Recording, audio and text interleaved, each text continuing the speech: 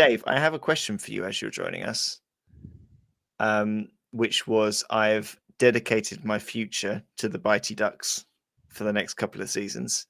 And I'm really intrigued as to why other people play lizards, because every now and again I have a game with them and I do wonder why I've chosen to play them.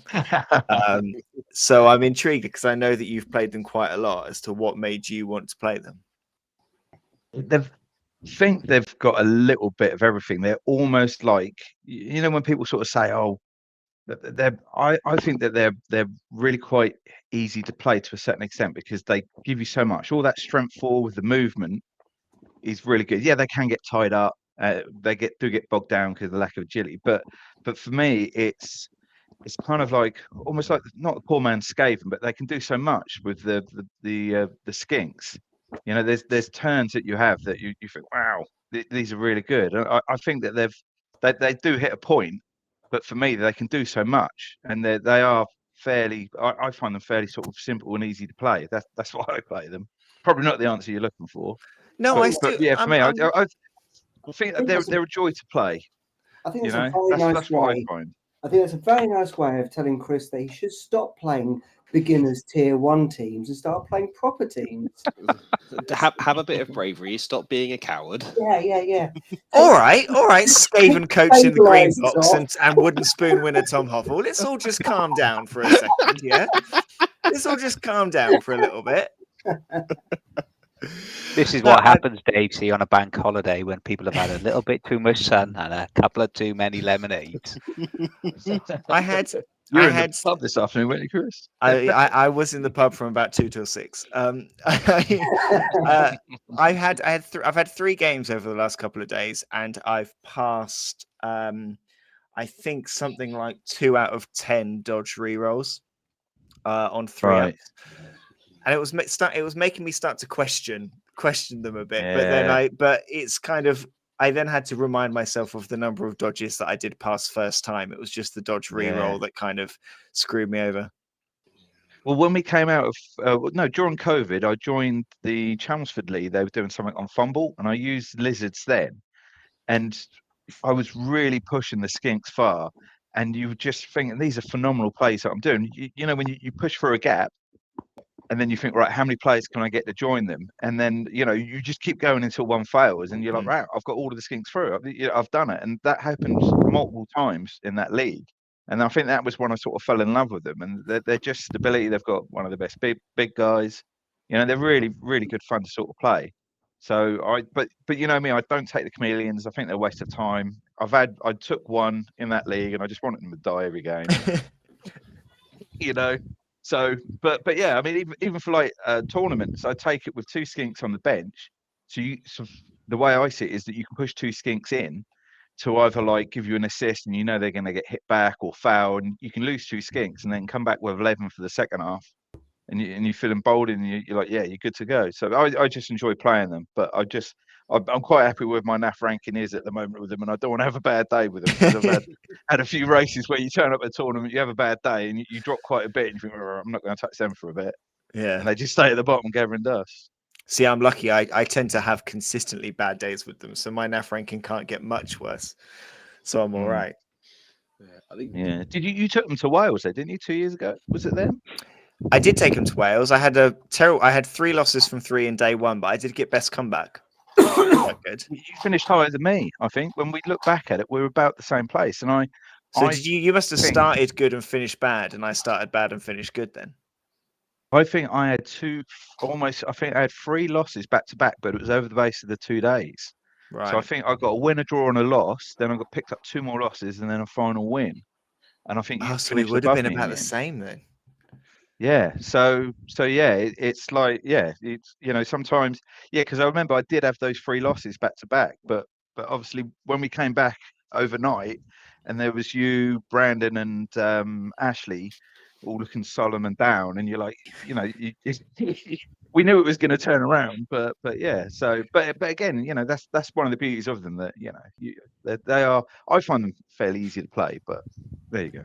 I think it was you and Mr. Reader who kind of kept us from being too deep in a pit of despair going into that second day. like everyone reminding us that we probably would do better than we had done. I'm now looking at the table. I'm trying to have a little look. This is good audio, right? No, it's There we are. it's- You were it's beautiful 76 audio. and I was 81. There we are. So pretty close. Okay, yeah. We're very similar in the end. So, but yeah. So, but yeah, that's the beauty of them. Especially in league tournament play. You know, you turn up with all the skills. I think I took something like 5 block on all the Sauruses or something like that. I didn't really pull up any trees. Nah. And I think you might have thrown the skills around, sort of splattered them around a little bit. I did. But there's I that did classic. 6. Yeah, I did 6 block, but then you had 8 skills in Wales, so I put a secondary. I put sure hands on the chameleon to try and help with pickup. And in hindsight, I would have put catch on the chameleon, and I would have given another chameleon, another skink catch or diving catch, so that I had a passing play in my back pocket with rerolls. But I think I just blocked up the Sauruses. I think I probably put something on the Crocs, probably guard or something on the Crocs, and maybe a sure hands or something like that on, or maybe a sneaky get on a skink so you can fail. But yeah, that's. But I do like them, and there was a little bit of legacy. They were the last team that I played when I sort of fell out of stopped playing Blood Bowl in 2012. So I was halfway through a tournament, and I played 3 games with them. That was the last one. So I wanted to pick them up again when we started again. So, but I'm not going to touch them for a while now. I think it's on the past is new.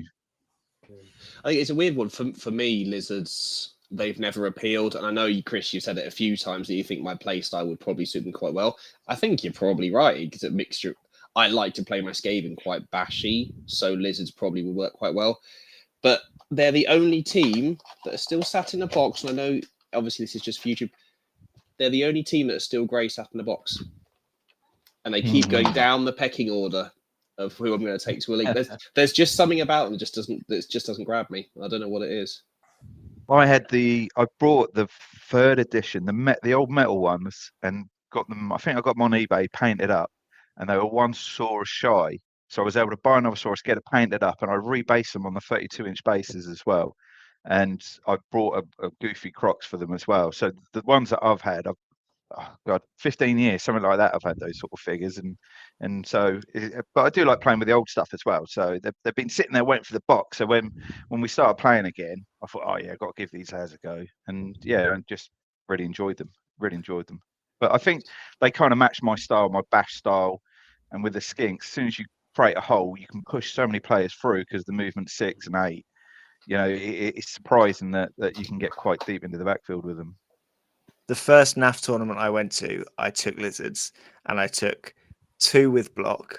And then I took a chameleon with pass and 2 skinks with catch. And I turned up, and I think it was James and John Reeder turned to me and were like, NAF will break you. You will never take that roster again.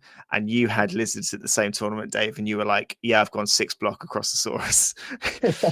And then I have never taken that roster again. I got a win and 2 losses, but I was like, I came back and I was like, yeah, they were all right. Yeah. There needs to be a tournament where one of the actual stipulations is no one can take block. No block tournament. Yeah, There's probably been one out there somewhere, isn't there? There's so many different sort of rule sets that's probably been done. But I sadly sat down there when I was playing my undead. I worked out the odds of the mummies throwing both down, and I think it was something like every 7th turn they would, and it's almost the same sort of odds with the Sauruses if you don't take block on them. So yeah, so you do burn through your rerolls with them, but I find them a fun team. I know people hate them, but there you go. Well, that's a nice long lizard-based intro. Shall we? Sorry, I got us completely off track there, but I thought I've got Dave. I want to ask him about his lizards. Let's get started then. Play the intro.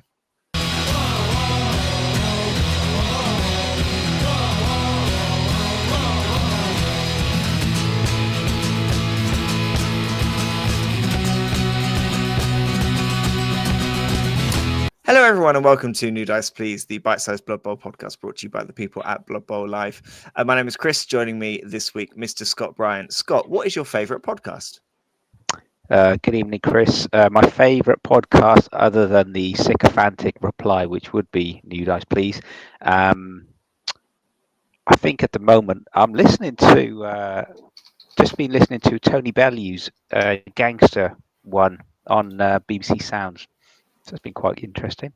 Very nice. Joining us also, Mr. Tom Hovell. Tom, what is your favourite podcast?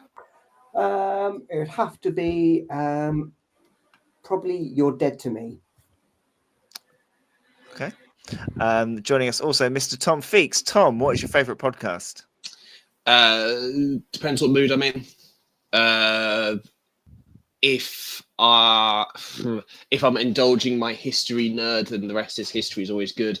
But I do like going back to Fake Doctors, Real Friends, the Scrubs podcast with Zach Braff and Donald. Very nice. Go back to that. Mine is currently the Ellis and John podcast from Five Live with Ellis James and John Robbins. That's what I'm powering through at the minute. But we're not here to talk podcast. No, we're not. We have 5 people on our screen. One of them I haven't introduced yet, sat in the purple box at the bottom in the middle, which must mean we're here to do another episode of our hot takes. We have got a guest on here ready to tell us his 3 Blood Bowl hot takes, and the guest this week. He is someone who I played in the very first Blood Bowl league that I took part of, playing his Nurgle team. Master of Lizards, Shambling Undead, to name just a couple. Veteran of tournaments and running this year's Carrot Crunch. It is the one, the only Mr. Dave Rue. Dave, thank you so much for coming on. What is your favourite podcast? There's a Blood Bowl one. I do like other things, so I don't think I'm just Blood Bowl related. But there was a podcast that came out. I think it was the second ever podcast to come out to do with Blood Bowl called Slurpcast. There's a couple of lads I can in picture America. the logo. Yeah. I wear the T-shirt sometimes as well. When it originally started, when the world was slightly different, they did some really good sort of parodies of star player interviews where they did silly voices and stuff like that. And it was really close to the mark, and it's stuff that you wouldn't be able to get away with nowadays. But they still produce content. I speak to a couple of the guys, but yeah, the old stuff was fantastic. The new stuff's still good, and they serve their local community in America fairly quite well. But yeah, that's I'm not a big sort of podcast fan, but that is the main one that I do listen to. There are so many. Yours. There are so many Blood Bowl podcasts now. It is kind of a absolute smorgasbord of Blood Bowl chat.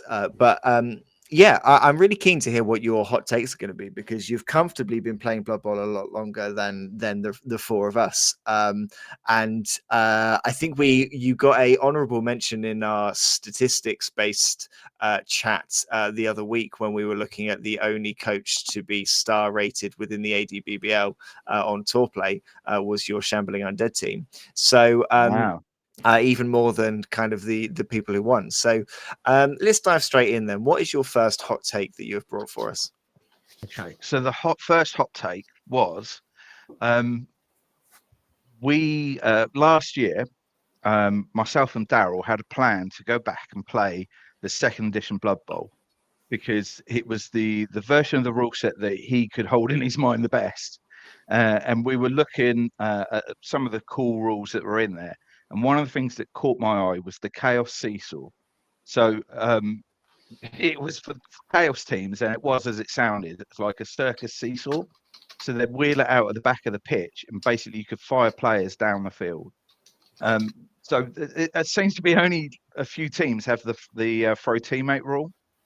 So I thought it would be brilliant if we could bring back the Chaos Seesaw, so that we can start sending Chaos Marauders into the backfield and really start mixing it up. But there'd be a few different stipulations on it, so it wouldn't be quite the sort of throw teammate rules that you would normally have.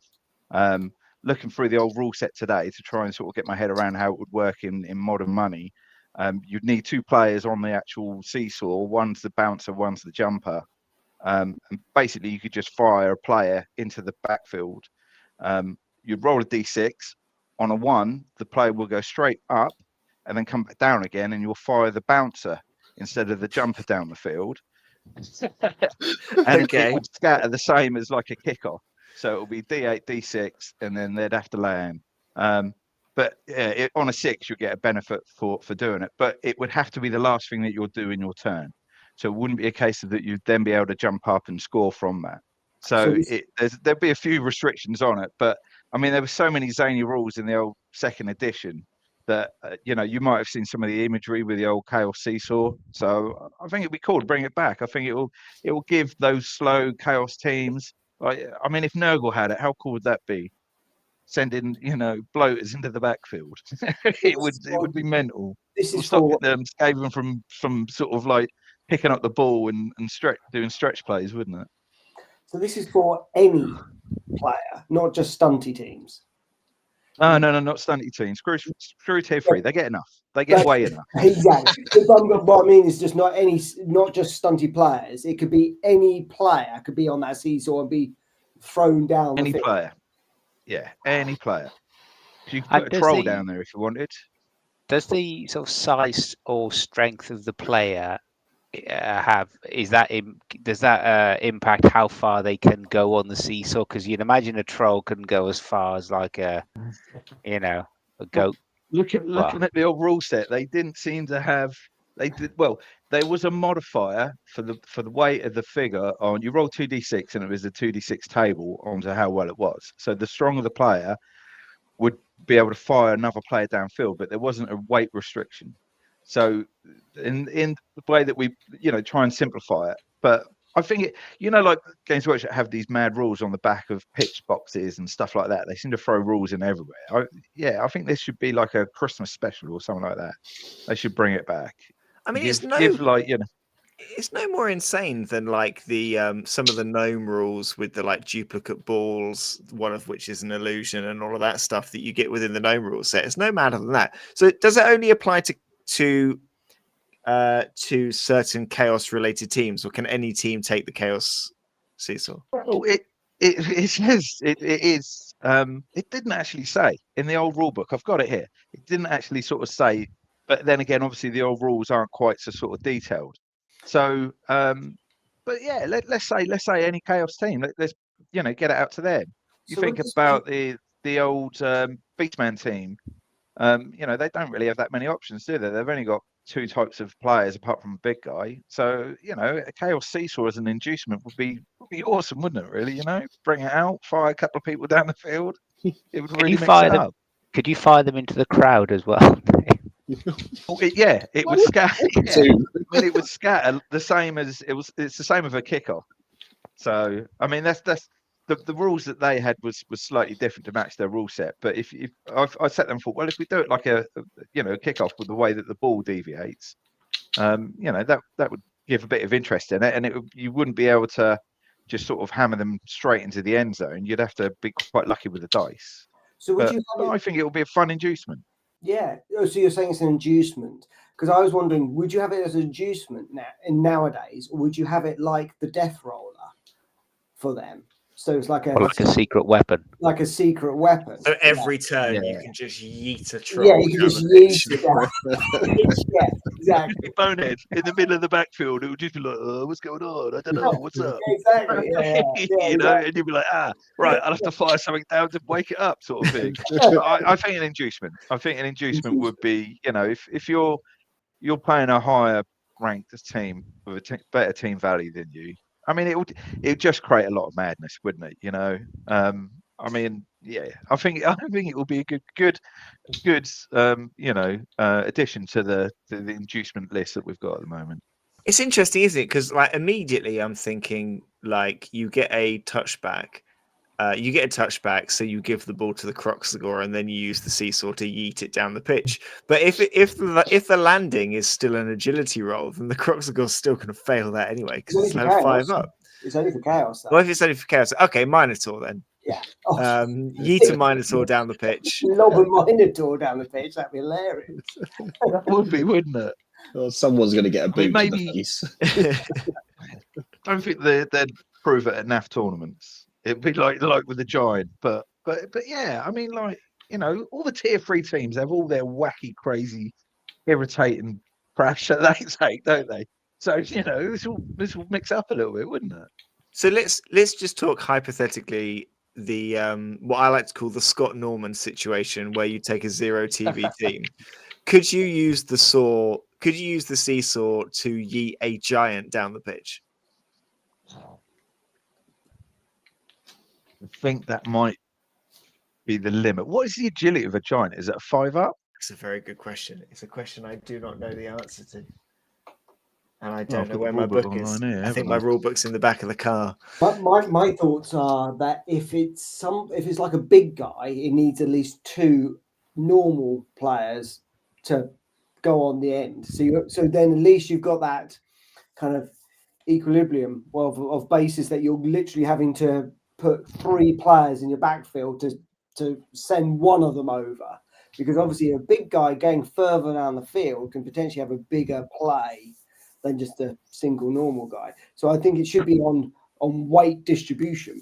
So basically, if you're going to do a giant, you got to have at least 10 of your players. I suppose so. Entire team. It would normally sit in your own end zone, and the original rule said that you could then fire another player into the other end zone. But I think you needed on a 2d6. I think you. Oh, I've got the book here. I don't know why I'm making it up. Chris, on a 2d6, I think you needed about a 10. Yeah, Chris, the giant edge is 5, same as a Crocs. I guess you could say that you have to have a combined strength equal to what you're firing, couldn't you? So if you were firing a strength 7 giant, you would just need 7 snotlings to all be adjacent to each other within the back. And then you roll a 1, and it fires the 7 snotlings down the other end. And they jump on the end. The giant comes up and boing, and then half your team's down the other end. And you have to roll for the ball individually because they kind of spread out, like the red arrows or something like that. I love it. That's a stretch play. That is, isn't it? I'd just love to see that against some meta playing player, and you just flip the table because your players just going everywhere. You would want to fail, you wouldn't you? The proper, you take riotous rookies, a giant, a catapult, and all snotlings, and you're just going for a scattergun technique to see how many players you can take out. And then you could get additional skills like acrobat, and then it will do the flip flop on a 2 or something like that. So you're trying to get it to happen a little bit more. Or you can choose if you landed a player, then bouncing off them and flipping off them in the air. You just want Cirque du Soleil on Blood Bowl, don't you? That's all you're wanting. I think this is brilliant. Yeah. Mr. Bryan, are we a yes or a no on this one? I'm loving it. We're a big yes, and actually it's very reminiscent of Mr. Feeks' secret weapon that we did a few podcasts back when he was talking about his Nurgle-esque catapult and chucking his muck all over the table, if you remember. Yeah, I'd forgotten about that, but yeah, I did. The lawyers hadn't. Trust me, they've been on. So yeah, Chris, big fan. Yeah, get it in. Mr. Hovel? Yeah, absolutely, 100%. I'd love it. Mr. Feeks? Yeah, a yes from me. I agree with you. I don't think NAF would ever approve it, but having the optional rule there is an absolute yes. Yep. Well, if we do another, Chris, if we do another Newman Bowl, which probably won't this year, but that's something that would fit into a Newman Bowl quite well, wouldn't it? It would fit prayers of perfectly. Newman table. That would, even on a 7s pitch, that would, yeah, okay. I'll put that in the locker for the next one of them. I think that would be awesome, wouldn't it? Definitely bring that out. That is a very strong starting hot take, Dave. That's a very, very good first one. What is your second hot take for us? So the second hot take, so they go downhill from here, I'll be honest with you, but no, not necessarily. So obviously I've played a couple of tournaments abroad before, and when I originally went abroad, I think it was 2011, I had a sheet that had all the translations for different languages, and it was a really cool sheet, and it worked a treat. And all the games that I've played abroad, I've never really had a language problem, and it makes me think that we could almost create a universal language for the game. So there's obviously Jane, when we went away last year to France, she did a nice sheet with all of the skills on there. And, with a lot of the words that we use are very sort of similar, but some of the French words are a little bit nicer, I think, than the English words.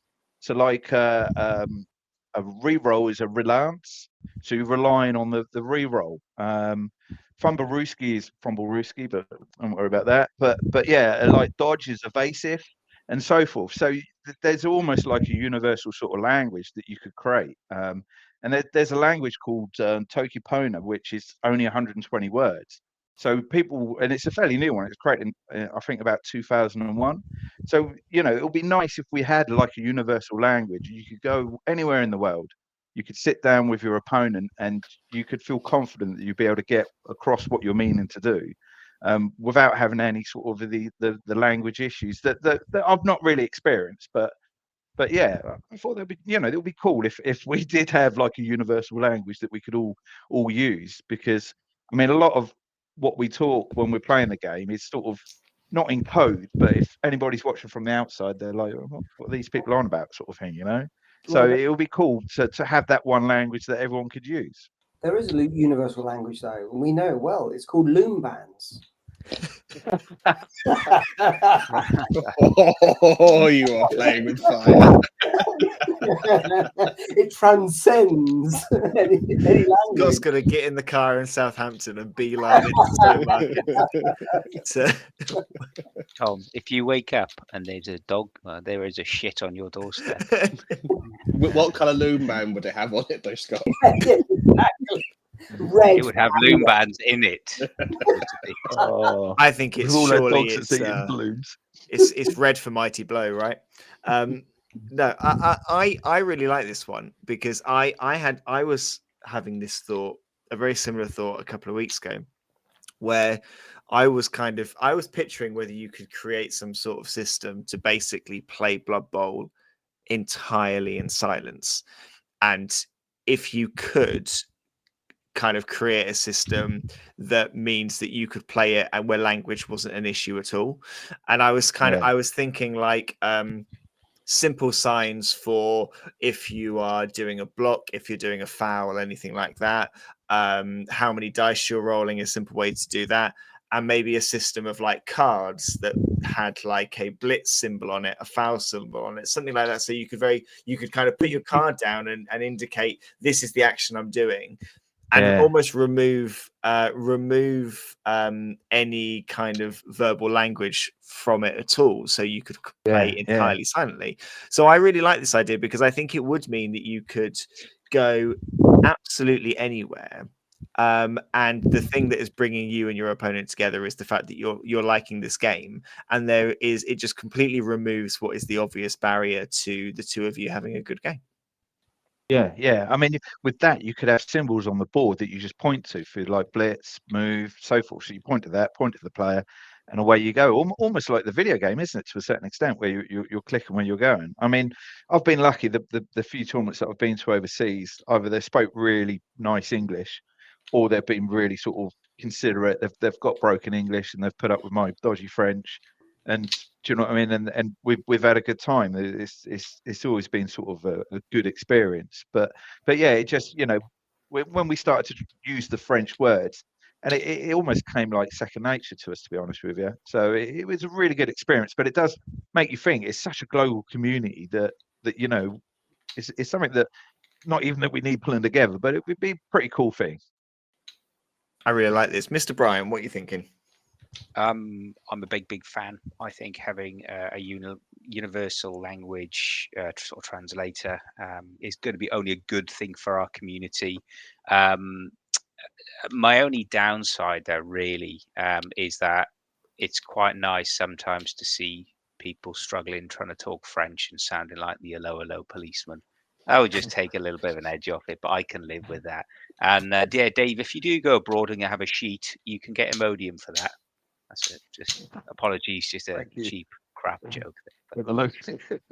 This is why Tom Hovell has the Netflix special and not Scott. It's just on my aspirational list. I'm imagining Tom's well travelled, and I'm sure he can speak quite a few languages. Well, I mean, Mr. Hovell is a veteran of at least one Robert Mugabe rally. So, Mr. Hovell, what's your view on this one? Yeah, I really like the idea that you can like go outside your own country and have a great time and stuff. But I will challenge: can you actually play Blood Bowl in silence? Because I think you can, oh, and I would love to try it. I think the swearing, the groans that I keep rolling ones would still count as noises, and you could never play it completely silent. I don't know if you've Well, seen. There's a video. If you have a look, you can probably you'll find it on YouTube somewhere. And they did this in Germany, and they had a game between two German teams that they were watching in the Bundesliga, and they had two sets of fans in the same room for this game, but they had to stay entirely silent for the entire game. And one of the teams scores, and the team get up to celebrate, and they get up and they're just kind of, because they're not verbally saying anything, and because they're staying completely silent, it's almost like the physical reaction to getting the goal takes over, and they're like tripping over each other, like they're getting up, running around, falling over, rolling around on the floor. It's absolute insanity, but it is brilliant. So I think it's doable. Okay. Feeks, what do you think? What I think that with this has been your opportunity to say that you actually don't want us to speak to you whilst we're playing you, Chris. Well, with all of this, we'll take it as the hint that whoever's playing Chris next, shut the fuck up, because he does not want to talk to you. he comes across as this nice guy, but secretly. But no, it also is an antisocial piece of shit. So you really say, don't go back. One of my other hot picks, which didn't make the list, was, can you remember the episode of IT Crowd where they did Street Countdown? Yeah. I hope somebody says yes. So if you haven't seen it, it's like they take not the mickey out of Countdown, but they play it in the street, and it's all kind of hip hop, and do you know what I mean? It's all underground and everything else like that. And I was thinking about whether we could do that with Blood Bowl kind of thing, you know.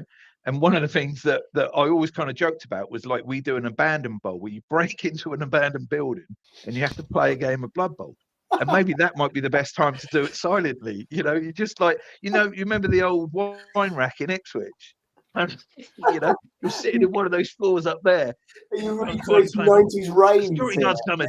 I was thinking like that. So yeah, that didn't make the grade, I'll have to say. But I think that would be a good opportunity to practice the silent Blood Bowl, is where if you're playing at somewhere that you shouldn't, in a library or somewhere like that, Oh, that's a challenge. In a silent Blood Bowl in a Blood library. Bowl in a library. That I'm up for that. That's silent Blood Bowl in a library, but with metal dice. Oh yeah. Danger Feeks. I dare you. But no, I do really like the idea of that take, and I know I took the piss out of you, Chris, with the silent Blood Bowl. I'm not sure how you'd do it, but anything like that would make our community more inclusive, I'm absolutely here for. The only thing I would say is, if we're coming up with a secret language, what would fuck you Nuffle be? I think you nailed it. No, there you go. That transcends all language. Yeah, exactly. yeah, exactly. But I mean, I suppose on the downside of this is that it stops you from learning another language, doesn't it? So we should all broaden our horizons, especially us being British. We seem to go abroad and just shout our language at other people, don't we? So it's a good opportunity traveling to broaden your horizons. But it would be nice, a sort of a universal language that everyone could use. Yeah, I think this is really good, and I think it's on my list because I had a little look at whether because like British Sign Language, I think have worked with various other kind of things and games and stuff to kind of to help kind of inclusivity, and I just don't think that's anything that would be kind of considered or thought about like within the Blood Bowl community. It doesn't sound, I don't think it's anything that's happened at the minute, and I think that would be a good kind of first step for it. So it's something I'd love to do at some point. So I think it's a really good point, Dave. Let's jump on to your third and final hot take then, Dave. Before we do, obviously NDP doesn't endorse breaking into an abandoned building in order to play Blood Bowl. Let's just put that out there. But yes, what is hot take number 3? So hot take number 3. This is something that that I've been working on for well, no, not working on it. It's an idea that has been floating around. So obviously, as you know, I play a lot of other games as well, or I try to. And one of the other games that I tried during lockdown was Warcry, Games Workshop's kind of cut down version of Age of Sigmar, which wasn't cut down, and it is a really, really good game, really enjoyable. The couple of guys that I played it with, we had some really good time. But the main takeaway from that was there was a story mode in there, and I think that this could be applicable for Blood Bowl. And I think where it would sit really well is in between seasons in the Aardvarks League. So, you know, between seasons, people kind of still want to get a few games in with the community and everything else like that. They're enjoying it, but they haven't got that sort of direction that a league gives you. So what the story mode would do is, and it's basically a rip off the Warcry version, is you'd have a map of the old world, and for each of the races that you're going to play, there'd be a route on the map with different stops at different towns. So you'd start. So let's take human as a bog standard. It will be like you're a human team, and you're traveling around certain towns within the old world, and you've got an end goal to get to. And every third town is a large town, and there's a tournament going on there.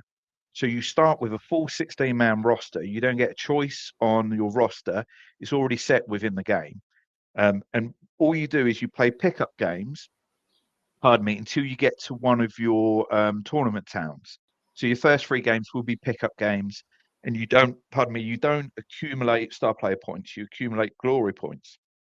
So depending on whether you win or not, or how well you do, casualties, so forth, you will get glory points, and you can spend those glory points on skills as you normally would do. But you'd also be able to roll on a table afterwards. So it's a little bit D&D, a little bit RPG, but you roll on a table afterwards, and you might get a cheerleader or so forth joins your troop and so forth. So you're a team that's traveling through the old world, and via this sort of map, it's you've got like a roster, but your roster's got so much more on it than a normal stock standard Blood Bowl roster. You'll have this map. You can see where your sort of next game is, but you can just get a pickup game. So my first game, I could play Tom. Tom could be running an orc team. He could be a little bit further down the road, and we play. I'll get glory points if I win or score touchdowns or so forth, and then I can spend them. But when you get to a tournament town, you have to play a specific like Badlands, Brawl team, or so forth. So you're kind of looking for that specific team if you can, and you have to win that match to then be able to keep moving on down your path. So there's sort of no prizes or anything else like that, but it gives.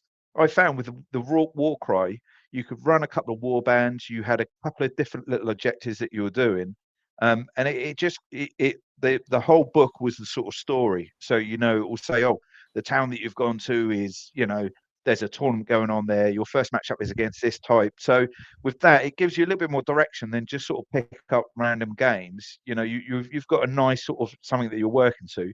You can pick up, put it down between seasons. You can come back to it. You know, I think it worked really well on the Warcry, and I think it's very transferable to between seasons for the sort of games that we're playing with Blood Bowl. I like this. I like giving kind of a narrative to the off season. I think is a really fun idea. I think one of the things that keeps me in Blood Bowl and I really enjoy about my teams is kind of giving them this kind of narrative of kind of what are they doing and what's the kind of story of the season and all of this. And having kind of that narrative in preseason and giving that a bit more structure, I think is a really good idea. I think it could work really well with the right kind of group of people. I think to get into it would be really good. Yeah, I think the Aardvarks is. I think there's enough people there, and it's flexible enough that you know the pickup games between the tournament towns, you can play anybody. It doesn't matter where they are on their progression, and the difference between the beginning and the end of the progression isn't so much that it's not going to make the games unbalanced. So you're not going to feel a little bit kind of intimidated if you're playing somebody who's a bit further down the progression. But it does create. I mean, I played goblins in the Warcry, and their story was that they would go around nicking. They were doing recycling, so they were nicking spell bowls off other people. So the first story is that you raid someone's party, and you need to pick up the reward tokens, which was the bottles. And then the next battle was that they caught up with you, and they're trying to get them back off you. So you know, within the storyline, you could say, oh, you know, your next game, your star blitzer's unavailable for this game because of X story. He's been, you know, kidnapped or something like that. So you could really tie quite a few bits in there. And it was something that, I mean, I'd love to be able to creative to be able to write them for all of the races. But yeah, when I come up with hot picks, I thought that this could be something that would work for between seasons for a lot of leagues. Mr. Feeks, what are you thinking here? I'm really struggling to think of anything negative to say about this, and I don't mean that in a bad way. Other than I've agreed with all of the rest of them, and I agree with this as well. I'm trying to find a hole, but I'm thinking it has a perfect space for the off season. It's got me thinking to my off season, like when I've got one match definitely left in Nobble and then get into the playoffs, then I've potentially got 3 or 4 months off.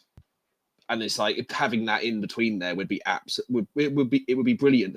But it also gives that narrative version for anyone wanting to pick it up. And just to be able to jump in and out of it without necessarily committing to a whole league. And particularly if the teams are already there. I would love to do it. You know, in the Spike magazines, they show you all the teams of the past and stuff like that. And you look at the Reavers list, and you know not almost know all the names on there, but the names all seem familiar. And it's a 16-team roster. And you know, you kind of sit there, it'd be brilliant to do like Reavers versus Gaugai properly with all the people, with all the skills, and really go to town with it all, sort of thing. So I think this really leans heavily on the story side of things. And if you can create a good story, I mean, you could have multiple ones for the humans and so forth, you know, and having like a 16-team roster. I mean, we never have a 16-team roster unless you're Snots or Goblins, but yeah, you'd never normally run with a 16-team. I mean, Scott, like a 16-team Woodies team, how cool would that be? Yeah, exactly. You know, and you start with 2 rerolls because they're established team. They know what they're doing. It's, you know, so it and also the game's made for a little bit different because you could then bring in some of the stadium rules. You could bring in some of the pitch rules as well. You know, you chip up your next booking's 2 towns down. You go down there, and it's like a couple of farm buildings, and you're playing in this really muddy field. But you thought you were going to be turning up to a town with a big crowd and everything else like that. So, you know, the elves are getting muddy and stuff like that. I think all the extra rules that they sort of throw in that we all to a certain extent ignore, it will be a good chance in that sort of story mode to really sort of open some of them up. And there's no pitfalls if you lose. You're like, oh, the game is against me today. I was never going to sort of win that. So you know, I think it will bring a different dynamic to a lot of the games, especially between seasons as well. It would fill that gap, wouldn't it? Really, Mr. Hovel, what do you think? Yeah, my brain is just racing with the whole concept that you could really bring the board game and the computer game together effectively. Because I'm just thinking with like Chat with the Rat, you could maybe come up with a AI agent that sits on tour play that looks at your different things to give you that kind of after match analysis and stuff like that, to give that extra depth of the game. I love thematics around Blood Bowl. It's one thing that I really enjoy is the kind of, you know, the comic kind of things that they talk about, and exactly what Dave was saying was about the whole these teams of legend or these brilliant teams that have played, and I'd love to see all of that. And equally, and it would bring in a new set of interested parties on that side of that like just like you just mentioned there, that whole start from rookie season, move up, go through towns, go around kind of thing, around the old world. Yeah, you could almost, I can almost hear like you know, Games Workshop salivating at black books, like library of books that they could introduce in on this kind of thing. It'd be really, really good, really interesting. My only thing is that, is it too complex for the everyday league? That was my only little criticism, because we obviously with our league, we put in a lot of effort and stuff, and we know that we've had people fall out, people move around, and then it starts to become a bit of the ownership is on one person. So that's where I was trying to see how could you make it so it's a little bit more inclusive. Everyone takes part. Everyone plays their part. Because obviously, people just want to turn up, play a game, leave. I Yeah. think. Well, but also as well, sorry, Chris. I mean, you'd obviously need everybody to sort of sign up to it. But it's my journey that I'm taking with my team, and you're taking your journey with your team, and we just happen to be in the same town at the same time, so we play. So there's no, I don't, if people drop out or change teams, I mean, you can change teams halfway through and you just start a journey with another team. So I think for an off season, I think where people aren't signing up for it, it's just pick up games. I think it could work. I think. Sorry, Chris. Also, I think it's like you can almost kind of treat it a bit like another version of the game. Like we've got Dungeon Bowl, we've got Gutter Bowl, we've got Sevens and all of that, and it's kind of the people who want to play that particular version of the game will play it, and the people who don't won't. And I think it's the same as that. I think the people who are really into the narrative, and I think our league's maybe a little bit different. Possibly, I don't know. I'm happy for someone to tell me otherwise. In the amount of people who do really get into the kind of narrative behind their team, the theme of the team, like naming the players and the journey that their team is going on, and all of that.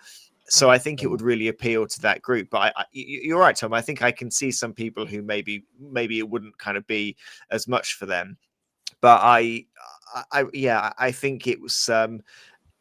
As Dave said, as a kind of pickup if you want to, or it's a bit like the Nations League, which feels completely pointless, but was kind of UEFA's way of being like, let's make friendlies more competitive. When you're not in a proper UEFA Championship or World Cup. It's a similar thing to that. It's kind of just giving you maybe a little bit more motivation or a little bit more. Putting maybe a bit more at stake in the friendly game that you play, or give you a bit of structure to the friendlies. And I don't think that's necessarily a bad thing if you're invested in it. Scott Bryan, I haven't heard your thoughts on this yet. No, I'm really surprised actually that it's probably the one game system where GW haven't introduced some sort of narrative campaign. Dave mentioned Warcry; they do a lot of that with whether it's Necromunda, whether it's even 40k and their Crusades, their campaigns. So it's pretty much an established GW expansion. I think it's a great idea. I think it's a great mechanic to expand the Blood Bowl universe and expand the Blood Bowl community to maybe people who are looking for more of that storytelling arc as well. Slightly disagree when you're talking about the onus is on one person, maybe too much. Well, you've got a GM in D&D anyway, so it all makes and you have at least one key person leading the charge, as it were, on campaigns and crusades. I think it'd be great to utilize some of the mechanics that are possibly unused. Thinking of all of the death zone rules, the stadium rules we mentioned, the cards, all of these other things that really, I think as a standard, do tournaments and league, you hardly ever touch them particularly. And I think the most frustrating thing this evening is just to pick up on what Mr. Feig said, is maybe the controversy. The controversy tonight is that we're just not being controversial enough. Because I do agree with Mr. Real. I think it would be, he's come up with 3 exceptional hot takes there to really think about that community and that whole experience of Blood Bowl. Well done, sir. Well played. In all honesty, it's really got my brain whirring as to whether or not we can write this. Because I love the idea. And Scott, you mentioned about the campaign. So Blood Bowl 3, and I think they had it on Blood Bowl 2 as well. I don't know whether it's just the mechanics or the AI or something like that. There is technically a campaign there. And I will call it technically a campaign because it's terrible. And don't get me wrong, but I love Blood Bowl 3 now, but the campaign itself, it's just it just whatever they have written hasn't worked. And I do wonder whether that's sort of Games Workshop have kind of let Cyanide dip their toe into it to see, can we make it work? Oh, it hasn't worked, so we're not going to worry. Let's face it, Blood Bowl's not their big money maker, so they're not going to take they put loads of effort and put loads of time into doing it. But in all seriousness, can we write this? I've scribbled down this and language barrier Blood Bowl as two things to look at in the future. Dave, I think you've genuinely brought three incredible takes. So thank you very much for that. It's okay. Thank you. I absolutely love all three of them. Tell me about Carrot Crunch, because I am loving the prospect of a 2-day tournament in sunny Suffolk. And I know that it's been a while since Carrot Crunch has graced the Blood Bowl scene. So tell us a bit about it. Yeah, so it was originally started in 2007. When I started playing Blood Bowl, I was, and I still am, part of a Wargames group down in Sudbury. And it was down there that I met a good friend, best friend Shane Davey, or Rodders Online. And we started playing Blood Bowl, and there was a few other guys down there, Tony, a few other lads as well. And we went to the second Blood Bowl in 2004. That was the big tournament that we went to.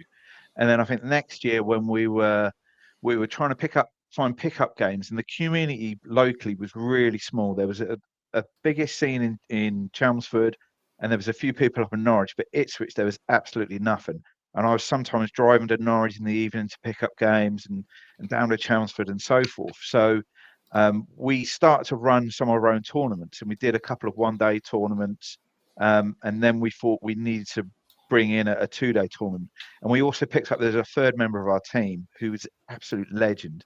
I picked him up at a game in Games Workshop, and he absolutely destroyed me.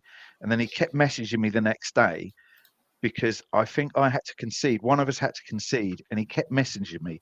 And I think, what the hell is this guy keep messaging me? He's beating me, just leave me alone. And then within 2 weeks' time, we were off in a tournament together, getting drunk. We were down in Reading playing a tournament down there, and we were drunk between sort of the days. And so his name is Pigstar, Paul Owen. He's Pigstar 69. He's played, God knows, a billion games on Fumble. He was an absolute legend for us. He was our best player. And I keep trying to get him back into the hobby. But he works weekends and various other issues. But if you go on Fumble and you look him up on there, his record was phenomenal. So it was between the three of us that we come up with this idea for a 2-day tournament. And at the time, a lot of things were all just 2-day tournaments. That was all that you'd ever get. And it's very sort of similar to now, where you'd go and play in someone else's tournament, you'd make friends within that community, and then they'd come and play in ours. So it ran for 6 years. And I was looking back through the records at who had won our tournaments. And Besters has picked up a win in 2008. We've got Pippi Gegster, who obviously won the NAF championships this year, Lycos and Silly Sod. So we've had some really, really top coaches that have won the event. And then it got to the point where, due to family and work and so forth, that me and Shane, that was the only time that we'd get an opportunity to sort of play within the year, and we'd end up just running the tournament. So it's sadly we had to knock it on the head. And we talked about bringing it back. Shane was going to bring it down to Chelmsford with his lot, but then it was after I played in the Ipswich Classic last year, Chris. I don't know if you remember. I was talking to you. I was so impressed with that tournament. You're thinking, I was sitting there thinking, this venue's awesome. With tour play, it's really nice. And then we move into the CAF. You see the results on the screen. You think we could really expand this into a 2-day tournament, and there seemed like a bit of a gap for a nice big 2-day tournament locally for us. So yeah, I thought, yeah, screw it, let's do it, kind of thing, And Shane's going to come down, he's going to help us, hopefully run it. But yeah, it's just nice to get it back, and a lot of the old sort of gamers on Talk Fantasy Football have sort of said that it's nice to see it back, and everybody had good memories of it. But we were quite lucky, because we used to do free drinks as well, because my brother worked he's a drayman, and he used to pick up a lot of sort of old bottles of beer sort of thing that had been damaged but were reusable. And the War Games Club that we're part of used to do a barbecue in the evening as well. So everybody got nicely fed and watered, and it was really good. It was really a good event. A lot of people talk highly of it. So it's really looking forward to bringing it back. And the tournament scene in Suffolk is so strong with the number of events that we've got. It fits in the calendar really, really well. So really excited about bringing it back. if you are listening to this, I believe that there are still spaces if people want to come. So please have a look on Talk Fantasy Football. All the information is there for Carrot Crunch, and get yourself signed up to that 2-day tournament in Kesgrave in Suffolk. It's going to be a great one. We're going to be bringing all of the games live on Blood Bowl Live over the 2 days, which is going to be very exciting. It's going to be a great 2-dayer. So please get in. Please have a look for the details and get yourself signed up. If you want to take part, it's on the 7th and 8th of June. So you've got just over it. Well, by the time this is released, about a month to get yourself signed up to that one. It sounds like it's going to be a great couple of days. I think it's a couple of. There's going to be quite a lot of people who's it's going to be their first 2-day tournament, so it's going to be a really good atmosphere. So yeah, really looking forward to sort of getting a lot of Suffolk people down there, but then a lot of other people from elsewhere as well. So it's going to be really good. Mr. Brian, I think it's probably about time for you to give our guest a bit of a grilling. I'll do my best. Good evening, everybody. And dear listener, dear viewer, this is the parts of the podcast that you hate to love and you love to hate. So this is where we look at quick fire coaching, not just to gauge the true level of Blood Bowl coaching, but your Blood Bowl coaching persona. Are you a true Blood Bowl hero, Mr. Roo? Probably yes. Or are you simply that guy? So what we're going to do against the clock, there will be 10 questions, after which they will go to an arbitrary independent adjudicator, Mr. Chris Coe, who is down there in the other box. And based on those results, then we will put you into see where you appear then on the leaderboard as it is at the moment. And you never know, one day in the future, you might successfully be the victor and earn yourself some New Dice Please merch and just the fame and the glory that goes with it and ending. So, Mr. Roo, are you ready, sir? Excellent. Okay, Mr. Coe, are you ready with the clock and all sound effects and all technical pieces? Sure. I'm sure you are. The production value knows no bounds on this podcast. Okay, let's start then. Dave, question number 1, block or dodge? Yeah. Question number 2, kick or receive? Receive. Question number 3, favorite Edge player to kill, Amazon or Dark Elf? Dark Elf. Question number 4, clear resin block dice, chic or shit? It. Question number 5, can't count, favorite tournament attended? NAF World Cup. Question number 6, least favorite Blood Bowl model to build is? Oh, it's got to be the Dark Elves. Okay, question 7, free bribe or free APOC? Free bribe. Question number 8, next Blood Bowl team I want an official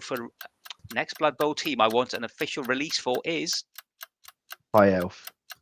Question number 9, which NDP member would you enjoy most crunching on the tabletop? Chris, I need revenge. Great. And question number 10, most romantic. Sounds buzzer's probably gone somewhere even in my personal mind. Question number 10, most romantic Blood Bowl gift to share, matching Blood Bowl dice with both your names on it, or a new Blood Bowl pitch with both your pictures on it? It's got to be the pitch with the faces, isn't it? That's difficult to explain at any event, isn't it? A true thing of beauty for everybody to sleep with that image in their mind tonight with as well. Now, while that goes to our independent adjudicator, Mr. Chris Coe, who obviously, I just need to clarify one thing in case there is anyone of a sensitive disposition listening to this drivel. Just referring to question number 9, when we're talking about crunching on the tabletop, that was with reference to a game of Blood Bowl and nothing else. And that's just a warner. Or Mr. Feeks, because I know what he's like. Hey, no. You are making it sound like I'm the only one that went there. Well, you did, so anyway. I'm not denying that, but you can't say I'm the only one. Nothing scares me more than giving Scott Bryant free air on this podcast. It really does. It's a score of 8 on that one. A score of 8. Fantastic. So that puts Mr. Dave Rue joint top of the leaderboard with Andy Davo and Ben BB Nutt. Well done, Mr. Rue. Nice. Did I beat John Reader? John Reed is not has done. yet But we to will get him indulge. in. We'll get him in. Oh, And we'll okay, crew so I him am as well. brilliant. I am. Okay. At the minute, All yeah, right. you're ahead of John. You've already beat I'll give him for grief it. about that. Some brilliant hot takes, some good quick fire questions there. All around, absolute pleasure to have you on, Dave. If you've enjoyed anything that Dave has said, if anything that Dave has said has upset you in any way, or if you've just generally got anything that you want to let us know about, Mr. Scott Bryant, how can people get in touch? If people want to get hold of us, Chris, they can email us. That's new dice, please, or one word, or lowercase, uppercase, or mixed case. Where we accept every case in this community. So new dice, please, at gmail.com. And if that's not enough, and you still want to have more indulgence of Blood Bowl and all things new dice, please, Mr. Tom Hovel, how can they indulge their fantasies? Oh, geez, that's a setup if there ever was one.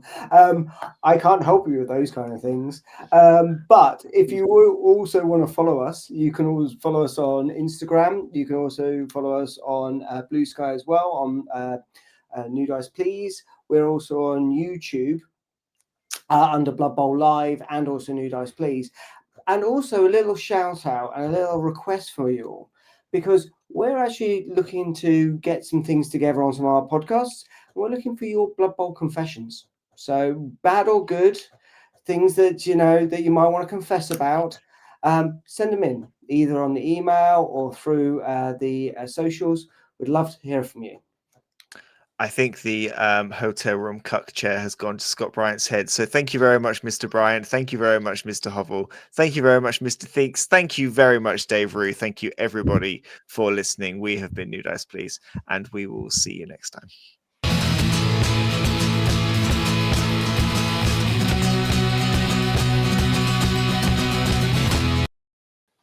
Why do you blame me for it? I know I have the mental age of a 12-year-old, but That's got to be the outcut. That's got to be the outcut. I know I've got the mental age, but